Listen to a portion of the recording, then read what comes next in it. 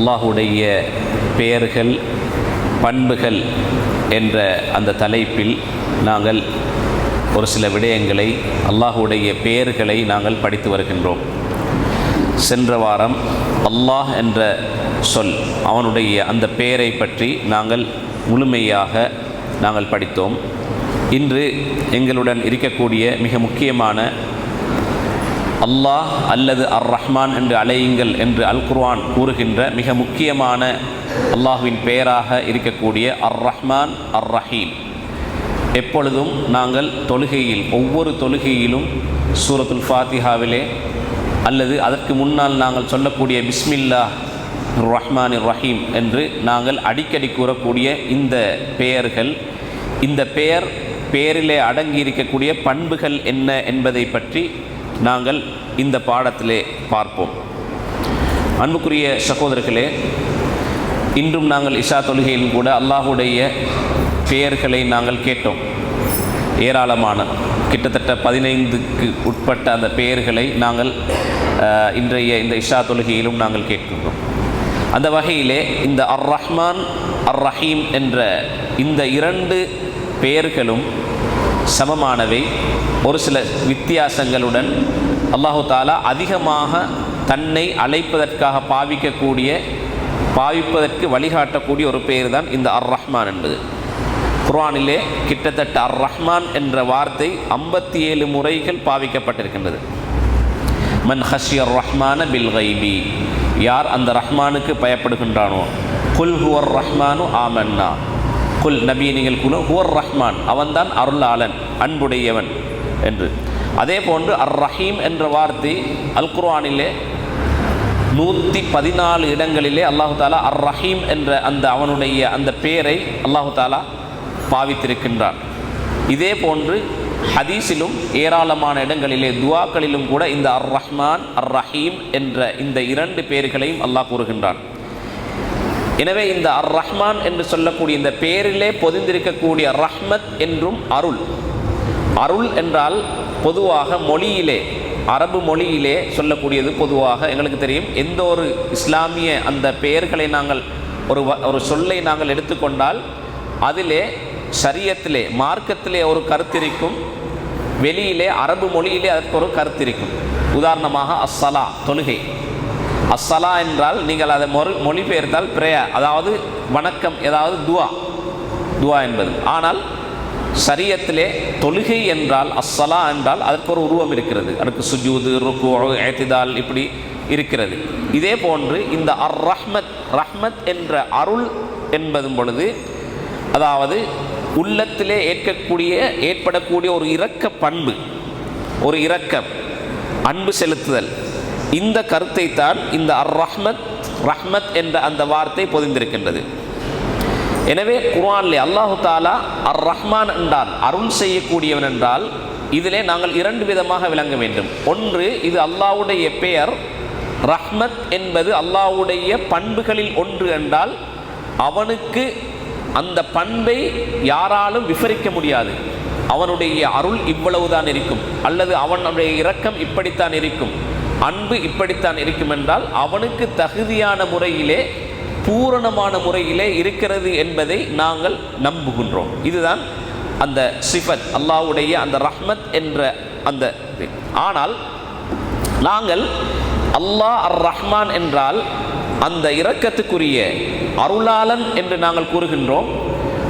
அதனுடைய வெளிப்பாடுகள் என்ன என்றால், நாங்கள் பெற்றிருக்கக்கூடிய அருட்கொடைகள் தான் அதனுடைய வெளிப்பாடு. அல்லாஹ் ரஹ்மான் என்பதற்கு நாங்கள் எப்படி விளங்குகின்றோம் என்றால், நாங்கள் பெற்றிருக்கக்கூடிய அருட்கொடைகள், அருள்கள், நிஅமத்துக்கள், இவைகள் அனைத்துமே அல்லாஹுடைய அந்த அர் ரஹ்மான் என்ற அந்த பெயரை காண்பிக்கின்றது. ரஹ்மத் என்ற அந்த பண்பு அவனிடத்தில் இருக்கிறதை உறுதி செய்கின்றது. எனவே நாங்கள் அல்லாஹு தாலாவுடைய அந்த ரஹ்மத்தை பற்றி நபி ஸல்லல்லாஹு அலைஹி வஸல்லம் அவர்கள் அதனுடைய விசாலத்தன்மையை பற்றி கூறும் பொழுது ரசூல் ஸல்லல்லாஹு அலைஹி வஸல்லம் அவர்கள் உண்மையிலே அது உதாரணம் மூலமாக காட்ட முடியாதது. அல்லாஹ்வுடைய அருள் எப்படி என்றது. நாங்கள் முஸ்லிம்களாக இருக்கின்றோம் என்றால் அது அல்லாஹ்வுடைய அருள் என்று சொல்லுகின்றோம். அதே போன்று எங்களுக்கு குர்ஆன் கிடைத்திருக்கின்றது என்றால் அதை அல்லாஹ்வுடைய அருள் என்று சொல்லுகின்றோம். அல்லாஹ் அல் குர்ஆனிலே கூறுகின்றான் ரஹ்மத் என்று வந்து. அதே நேரத்திலே மழை பொழிகின்றது என்றால் அல்லாஹ்வே வஹுவல்லதி யுர்சிலுர் ரியாஹ பிஷ்ரம் பைன யதை ரஹ்மத்திஹி, அல்லாஹ் இந்த காற்றை அனுப்புவது அவனுடைய அருளை அனுப்புவதற்காக வேண்டி என்றால் அந்த மழையை அனுப்புவதற்காக வேண்டி. இப்படி இந்த ரஹ்மத் என்பதை அல்லாஹு தாலா ஏராளமான பொருட்களுக்கு அல்லாஹ் பாவித்திருக்கின்றான். நாங்கள் முஸ்லிம்களாக மனிதர்களாக இருக்கின்றோம் என்றால், நிச்சயமாக மனிதர்களாக இருக்கின்றோம் என்றால் அதுவும் அல்லாஹ்வுடைய அருள். ஆனால் அந்த அருள் எங்களுக்கு மாத்திரமல்ல, முஸ்லிம் அல்லாதவர்களுக்கும் இருக்கிறது. எனவேதான் நாங்கள் இதிலே ஒப்பிடும் பொழுது இந்த ரஹ்மத் அருள் என்பதற்கும் இரக்கம் என்பதற்கும் மறுபக்கத்தில் இருக்கக்கூடியது கோபம்.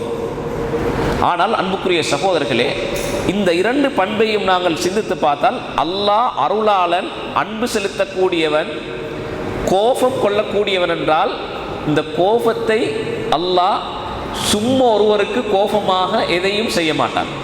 ஆனால் அருளை பொறுத்தவரையிலே இரக்கம் காட்டுவது வயிற்றிலே இருக்கக்கூடிய சிசுவுக்கும் குழந்தைக்கும் இரக்கம் காட்டுகின்றான், மிருகத்துக்கும் இரக்கம், எல்லோருக்கும் இரக்கம். சிறியவராக தொழுவதற்கு இன்னும் வயதாகவில்லை அவர்களுக்கும் அல்லாஹ் அருள் செய்கின்றான். ஆனால் கோபம் என்பது எப்பொழுது அவனுக்கு மாறி செய்கின்றதோ அப்பொழுதுதான் அல்லாஹ் தஆலா அதை பாவிக்கின்றான். அப்படி என்றால் அல்லாஹ்வுடைய கோபத்தை ஏற்படுத்தக்கூடியதை நாங்கள் செய்ய வேண்டும். அப்படி செய்தால்தான் அல்லாஹ் கோபப்படுவான். ஆனால் அருளை பொறுத்தவரையிலே ரஹ்மான் என்பது அருளாளன், அன்புடையவன் என்றால் அது எந்த வயதுள்ளவர்களுக்கும், அது இபாதத் செய்தவருக்கும் செய்யாதவருக்கும் எல்லோருக்குமாக அந்த அருள் என்பது கிடைக்கின்றது. அதனால்தான் உலமாக்கள் இதை வித்தியாசப்படுத்தும் பொழுது அர் ரஹ்மான் என்பவர் என்றால் அர் ரஹீம் என்பதற்கு வித்தியாசம், பல வித்தியாசங்கள் இருந்தாலும் கூட ஒரு சில விடயங்களை இந்த இடத்துல நான் குறிப்பிடுகின்றேன். அர் ரஹ்மான் என்று சொல்லும் பொழுது அது இந்த உலகத்திலே முஸ்லிம் அல்லாதவர்களுக்கும் சேர்த்து அருள் செய்யக்கூடியவன். ஏனென்றால் அல்லாஹு தாலா கொடுத்திருக்கக்கூடிய அர் ரஹ்மான் அலல் அர்ஷ் இஸ்தவா, அல்லாஹ் மேலே இருக்கிறான் என்றால் அது எங்களுக்கு மட்டுமல்ல, முஸ்லிம்களுக்கு மட்டுமல்ல, முஸ்லிம் அல்லாதவர்களுக்கும் எல்லோருக்கும் தான் அல்லாஹ் இருக்கின்றான். எனவே எல்லோருக்கும் ரிஸ்கை கொடுக்கின்றான், எல்லோருக்கும் வசதி வாய்ப்பை கொடுக்கின்றான், எல்லோருக்கும் ஆரோக்கியத்தை கொடுக்கின்றான். அவன் விரும்பியவருக்கும் கொடுக்கின்றான், விரும்பாதவனுக்கும் கொடுக்கின்றான். ஆனால் அர் ரஹீம் என்றும் பொழுது மறுமையிலே மூமின்களுக்கு மாத்திரம் அருள் செய்யக்கூடியவன். எனவே அந்த அருளை பற்றி நபி ஸல்லல்லாஹு அலைஹி வஸல்லம் அவர்கள் அல்லாஹ்வுடைய அருளுடைய விசாலத்தன்மையை குறிப்பிடும் பொழுது ஒரு ஹதீஸை ரசூல் ஸல்லல்லாஹு அலைஹி வஸல்லம் அவர்கள் கூறுகின்றார்கள். இது உமர் ரலியல்லாஹு அன்ஹு அவர்கள் அறிவிக்கக்கூடிய ஹதீஸ். ரசூல் ஸல்லல்லாஹு அலைஹி வஸல்லம் அவர்களிடத்திலே என்ன செய்கின்றார்கள், ஒரு யுத்தத்திலே பிடிபட்ட மக்கள், அதாவது நாங்கள் அபீத் என்று சொல்லுகின்றோம், அந்த அடிமைகள் சிலர் என்ன செய்கின்றார்கள், ஒரு யுத்தத்திலே பிடிபட்டு ரசூல் ஸல்லல்லாஹு அலைஹி வஸல்லம் அவர்களிடத்திலே வருகின்றார்கள். அப்பொழுது அவர்கள் ஹவாஸின் என்ற அந்த கோத்திரத்தை சேர்ந்த அந்த அடிமைகள் தான் என்பதாக ஹதீஸிலே குறிப்பிடுகின்றது. அந்த பிடிப்பட்டவர்களிலே ஒரு பெண் இருக்கின்றால், அந்த பெண் தன்னுடைய அந்த குழந்தையை அப்படியே இழந்தவள். அந்த நேரத்திலே அவள் அந்த குழந்தைக்கு பால் கொடுக்க வேண்டும். அந்த நேரத்திலே அவளுடைய அந்த மார்பிலே பால் கொட்டி கொண்டிருக்கின்றது. அவள் அதனால் மிகவும் வேதனைப்படுகின்றாள். யாராவது ஒரு குழந்தைக்கு இந்த பாலை கொடுத்து விட வேண்டும் என்று நினைக்கின்றாள். இந்த நேரத்திலே அந்த தேடிக்கொண்டிருக்கும் பொழுது தன்னுடைய மகனையே அந்த பெண் அப்படியே கண்டெடுத்துகின்றார் பால் ஊட்டுவதற்காக வேண்டி. இந்த நேரத்திலே அப்படியே அவளை அப்படியே வயிற்றிலே வைத்து அரவணைத்து அந்த குழந்தைக்கு பால் கொடுக்கும் பொழுது ரசூல் ஸல்லல்லாஹு அலைஹி வஸல்லம் அவர்கள் சஹாபாக்களை பார்த்து கேட்கின்றார்கள்,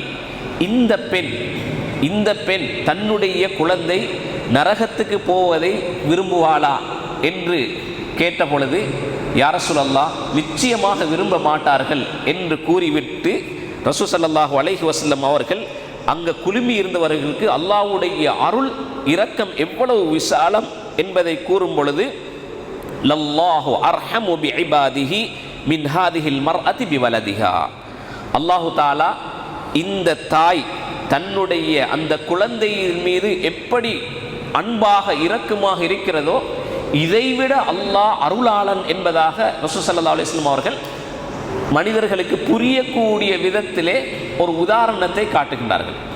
ஆனால் நிச்சயமாக அல்லாஹ்வுடைய அருளுக்கு எல்லை இல்லை, அதை காட்ட முடியாது என்றாலும் அந்த நேரத்திலே குழுமி இருந்தவர்களுக்கு அல்லாஹ்வுடைய அருளின் விசாலத்தன்மையை விளங்கப்படுத்த வேண்டும் என்பதற்காக வேண்டி அல்லாஹு தாலா ரசூல் ஸல்லல்லாஹு அலைஹி வஸல்லம் அவர்கள் காட்ட முடியுமான ஒன்றை ரசூல் ஸல்லல்லாஹு அலைஹி வஸல்லம் அவர்கள் உதாரணமாக காட்டுகின்றார்கள்.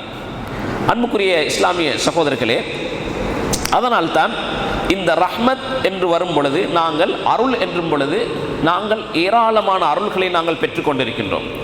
நாங்கள் அனுபவித்திருக்கக்கூடிய அருள்களை பொறுத்தவரையிலே நாங்கள் மலை ரிஸ்க் என்பது அல்லாஹு தாலா தரக்கூடிய ஒரு அருள் என்று கொண்டோம். குர்ஆன் ஒரு அருள். அதே போல சுவர்க்கத்தை தருகின்றான் என்றால் அல்லாஹு தாலா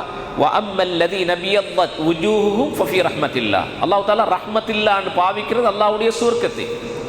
இப்படி அனைத்தையுமே அருளாக அல்லாஹு தாலா தந்திருக்கின்றார் என்றால் அந்த அருள்களுடைய வெளிப்பாடு என்ன, எங்களிடத்தில் இருக்கக்கூடிய வெளிப்பாடு என்ன?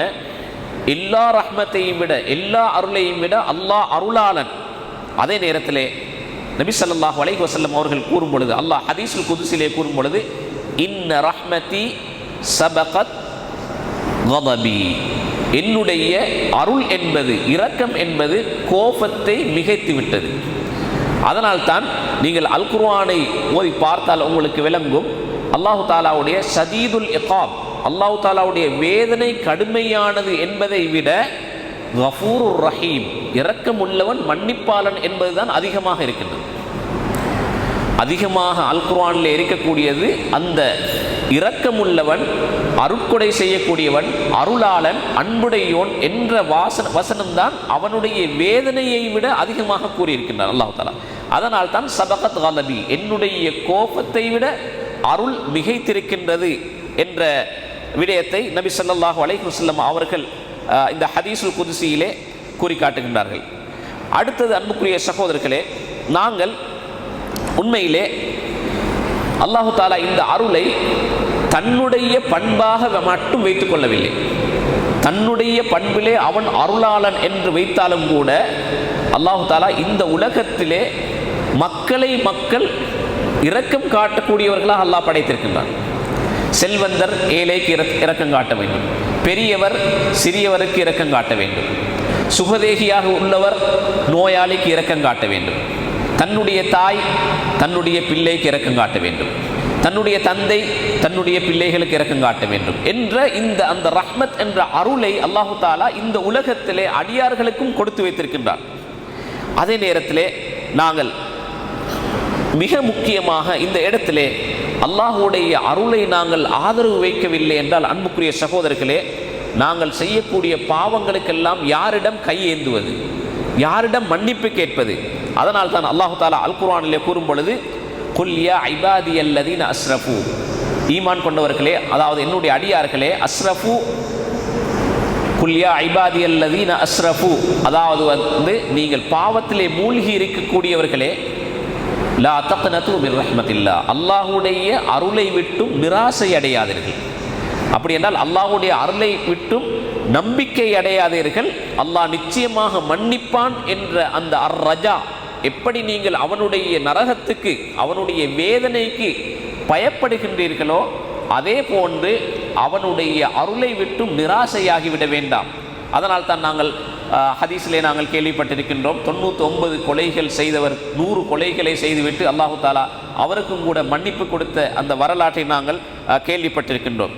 அதே நேரத்திலே ஒரு மனிதனுக்கு அல்லாஹ் அருள் செய்கின்றான் என்றால் அல்லாஹ் அருளாளன், எனவே நிச்சயமாக மன்னிப்பான் என்பது நாங்கள் எங்களுடைய தக்சீர், எங்களுடைய கவன ஈனத்துக்கும் திரை குறைச்சலுக்கும் நாங்கள் அமல்களை விட்டு விடுவதற்கும் ஒரு சாதனமாக நாங்கள் எடுத்துக்கொள்ளக்கூடாது. ஏன்? அல்லாஹு தாலா அல் குர்ஆனிலே 2 பகுதியையும் கூறுகின்றான். நப்பி இபாதி, அதாவது என்னுடைய அடியார்களுக்கு அறிவியுங்கள், அன்னி அனல் கஃபூருர் ரஹீம், நான் நிச்சயமாக பாவங்களை மன்னிக்கக்கூடியவன், அருள் செய்யக்கூடியவன், இரக்கமுள்ளவன். இரக்கமுள்ளவன் தான் மன்னிக்கக்கூடியவன், இரக்கம் இருந்தால்தான் அவன் மன்னிப்பான். வ அன்ன அஸாபி ஹுவல் அஸாபுல் அலீம், அதே நேரத்திலே என்னுடைய வேதனையும் கடுமை என்பதையும் நீங்கள் சொல்லுங்கள். அப்படி என்றால் இந்த இடத்திலே, இந்த குர்ஆன் வசனத்திலே அல்லாஹு தாலா இரண்டு விஷயத்தை கூறுகின்றார். அல் ஹவுஃப் என்ற பயம், அர் ரஜா என்று ஆதரவு. எங்களுடைய எல்லா வணக்கத்திலும் இருக்க வேண்டிய மிக முக்கியமான இரண்டு பண்புகள். ஒன்று அல் ஹவுஃப், இதை செய்யாவிட்டால் அல்லாஹ் என்னை குற்றம் பிடித்து விடுவான், அல்லது நரகத்தில் போட்டு விடுவான், அல்லது அவனுடைய வேதனையை தந்து விடுவான். அதே நேரத்திலே அர் ரஜா என்பது ஆதரவு வைக்கிறது. அவனுடைய சுவர்க்கத்தை ஆதரவு வைக்க வேண்டும், அவனுடைய நன்மைகளை ஆதரவு வைக்க வேண்டும், பாவங்களை மன்னிக்க வேண்டும் என்று ஆதரவு வைக்க வேண்டும். இந்த இரண்டும் இருந்தால்தான் ஒரு மனிதனுடைய இபாதத், அவனுடைய இபாதத் செல்லுபடியாதாக ஏற்றுக்கொள்ளப்பட்டதாக மாறும். அன்புக்குரிய இஸ்லாமிய சகோதரர்களே, அல்லாஹு தாலா இந்த உலகத்திலே ஏராளமான அவனுடைய அருளின் காரணமாக எங்களுக்கு செய்திருக்கக்கூடிய அருள்களை நாங்கள் பார்க்கும் பொழுது சில நேரத்திலே எங்களுக்கு அது வேதனை போன்று விளங்கலாம், அல்லது சோதனை போன்று விளங்கலாம். இறுதியிலே மனிதன், இமாம் இப்னுல் கையிம் ரஹ்மத்துல்லாஹி அலைஹி அவர்கள் கூறுகின்றார்கள், மனிதர்களுக்கு கொடுக்கக்கூடிய சோதனையை அல்லாஹு தாலா பின்னால் இருக்கக்கூடிய அருளின் காரணமாக கொடுக்கின்றான். ஆனால் மனிதன் அவனுடைய அவசர புத்தியால் தன்னுடைய ரப்பை சந்தேகிக்கின்றான். அல்லாஹ் ஏன் இப்படி எனக்கு தர வேண்டும், என்னுடன் இரக்கம் இல்லையா, அல்லது எனக்கு நான் இவ்வளவெல்லாம் செஞ்சும் இவ்வளவெல்லாம் கொடுத்தும் இப்படியெல்லாம் செஞ்சும் எனக்கு ஏன் இப்படி வரணும் என்றது மனிதன் அவசரப்பட்டு என்ன செய்கின்றான், மனிதன் அவசரப்பட்டு அவனுக்கு அல்லாஹ்வை சந்தேகிக்கக்கூடியவனாக மாறுகின்றான்.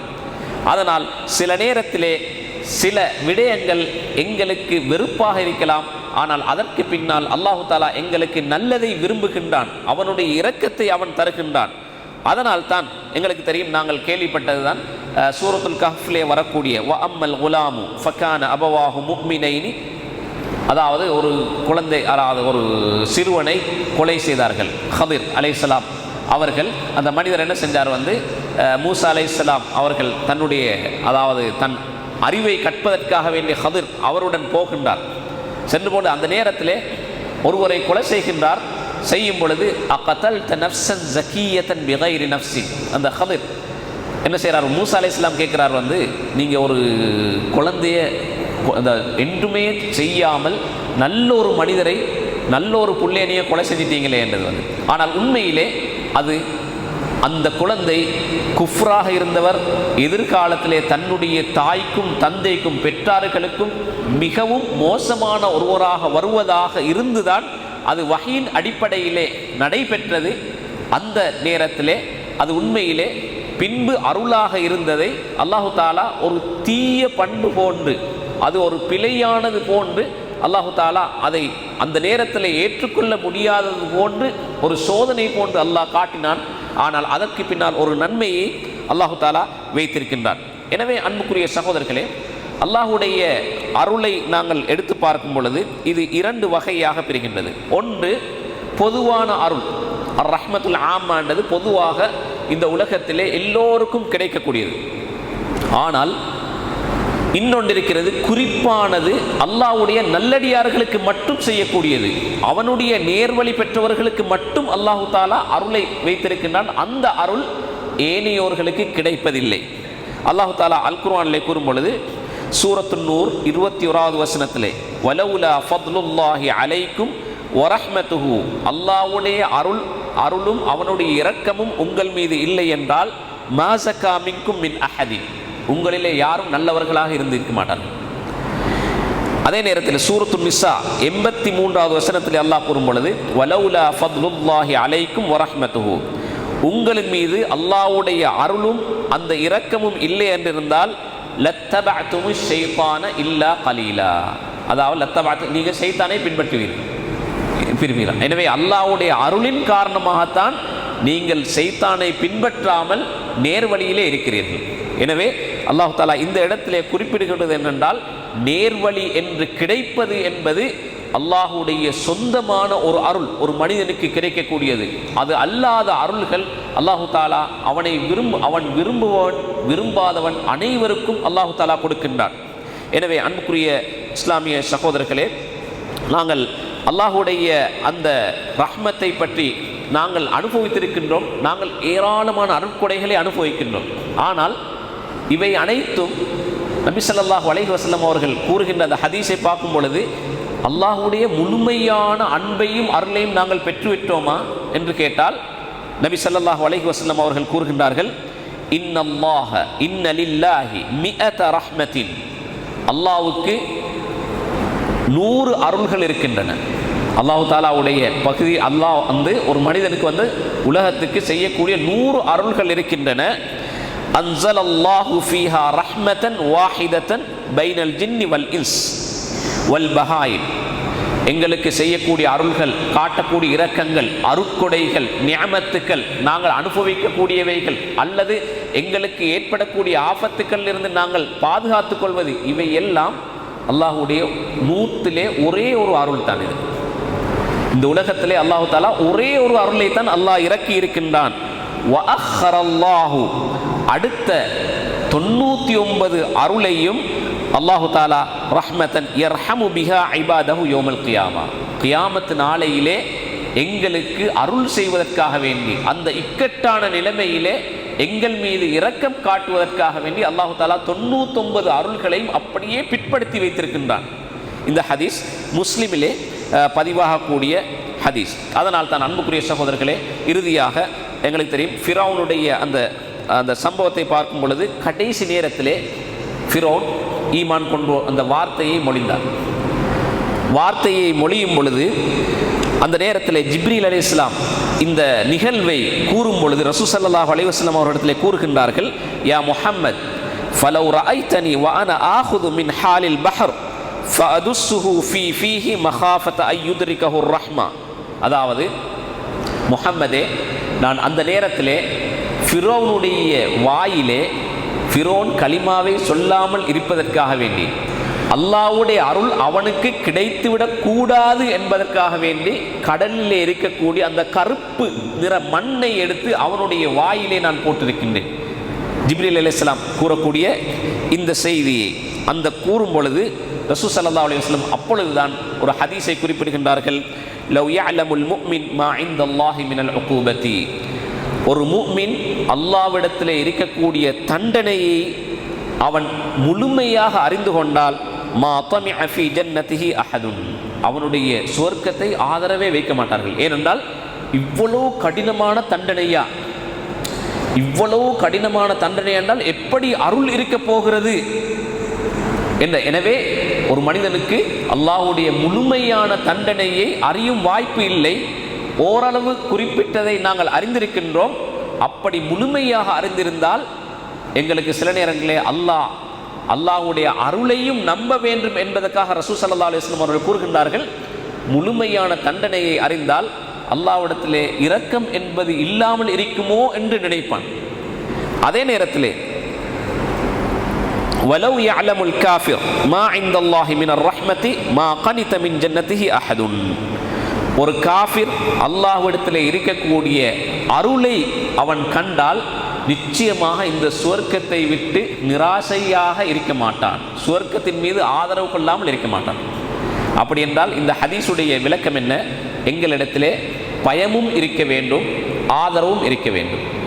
ஒரு மூமினை பொறுத்தவரையிலே அல்லாஹ்வுடைய அந்த தண்டனை பற்றியுள்ள பயமும் இருக்க வேண்டும், இந்த ஆதரவும் அவனுடைய அந்த ரஹ்மத்து என்பதும் அவனுக்கிடையே இருக்க வேண்டும். எனவே அன்புக்குரிய சகோதரர்களே, இது இந்த ரஹ்மான் என்ற சிஃபத்தை பற்றி, ரஹ்மான் என்ற பெயரை பற்றி ஒரு சில விடயங்களை நாங்கள் பார்த்திருக்கின்றோம். இன்ஷா அல்லாஹ் இதனுடைய தொடர்ச்சி இன்ஷா அல்லாஹ் அடுத்த வாரம் நாங்கள் பார்ப்போம். எனவே அல்லாஹு தாலாவுடைய அந்த பெயர்களை, அவனுடைய பண்புகளை முழுமையாக அறிந்து அதன் மூலம் அவனுக்கு பயப்பட்டு வழிபடக்கூடிய நல்லடியார்களாக அல்லாஹு தாலா என்னையும் உங்களையும் மாற்ற வேண்டும் என்று கூறி விடைபெறுகின்றேன். வஆகிரு தஅவானா அனில் ஹம்துலில்லாஹி ரப்பில் ஆலமீன். சுப்ஹானக்கல்லாஹும்ம வபிஹம்திக அஷ்ஹது அல்லா இலாஹா இல்லா அன்த அஸ்தக்ஃபிருக்க.